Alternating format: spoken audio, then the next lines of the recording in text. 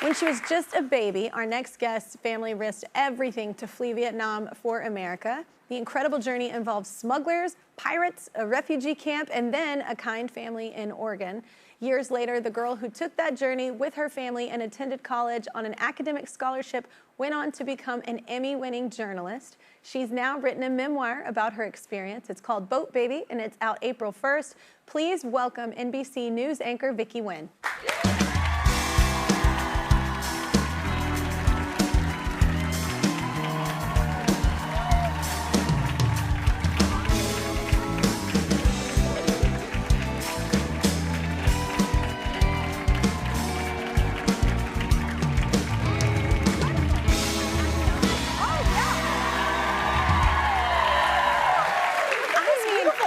There's so much energy. I know Sophia was like, this energy is incredible from your audience. Yeah. Yeah. Welcome to our show. Thank you, Kelly. Your story is incredible. Like the journey, everything. So let's start at the beginning. So explain how your family ended up leaving Vietnam. Yes. So I was actually born 3.5 years after the fall of Saigon, which actually marks its 50th anniversary this year, the end of the war in Vietnam. And my parents, when they had me, decided, you know what, we have lived under communist rule. Oh, yes, that's us actually in a refugee camp. But they decided we have one daughter.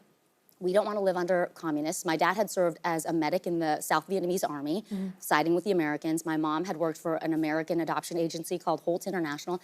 And I think when they had me, it really crystallized for them, we want to give our daughter the best possible life, and to them, America represented that opportunity. Yeah. So they took the steps to find a smuggler.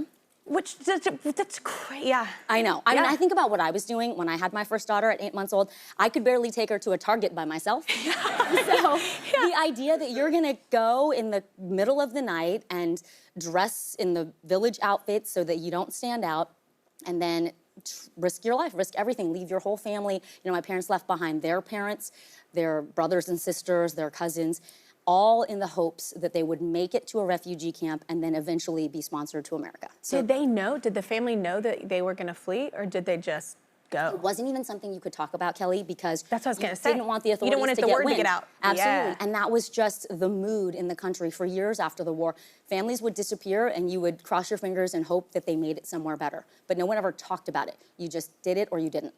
Yikes. Yeah. And then you're on the boat and pirates come aboard. That's the craziest story. You know, this is the reason I called the book Boat Baby, because boat people was the term that was assigned to the roughly 2 million people who fled Vietnam between 1975 and 1992. We were called boat people because most people had to get on a boat, cross the South China Sea, and hope that you would land somewhere safe. And then you would wait and see if any country would sponsor you.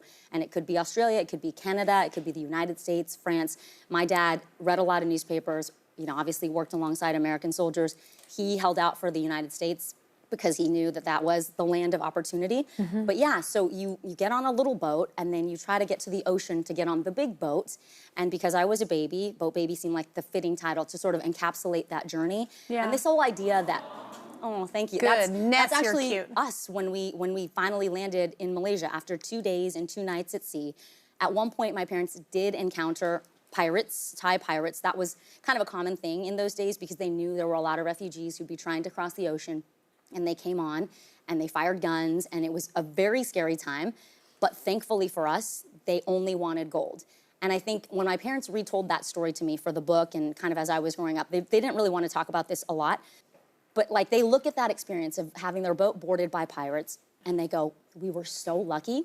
They didn't harm anybody, they didn't hurt anybody, they didn't throw anybody overboard. Yeah. So I think in my own like sunny side up personality, I think that's where I get it, because they were such like, why not us people? You know, we've got to look at the silver lining in a situation and just keep pushing forward. And I think that has been something that's really propelled me in my life too. Yeah, to build incredible character. How do you hope people will, what do you hope actually people will take away from the book?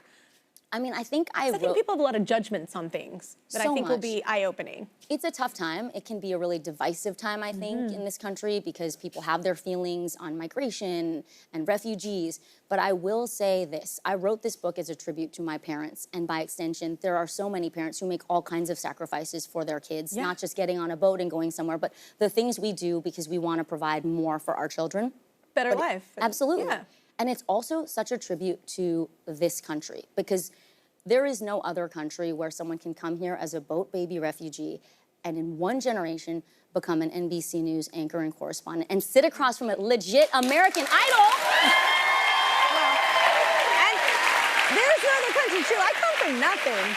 Like, I come from nothing. And if you have a dream, I do love that about our country. I've traveled the world, and it's beautiful to come back to a place that literally I know, like, I'm a walking story, too, of, like, you can come from nothing, from having nothing to eat certain nights of your life, and then be homeless for, you know, a bit, and then just go from moments to, like, you know, having your own talk show. That can happen here, and I think that's magical. It is magical. Very cool it is magical. Yeah. It's so true.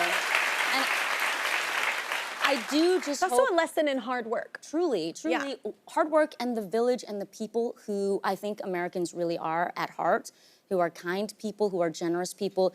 There were so many, there was a Lutheran church, a Methodist church, our sponsor families, the Wares. Yeah. So I hope that people will take this as a love letter to America, a tribute to parents everywhere. How you can change people's life for the better. Absolutely. Yeah, absolutely. That's what this country is about. That is what this country is about. And its core, that's what I like to project, and that's what I believe. But Vicky's book is called Boat Baby. It's available April 1st. Unless you're in our audience, for everyone here, it's available today because you're all going home with a copy.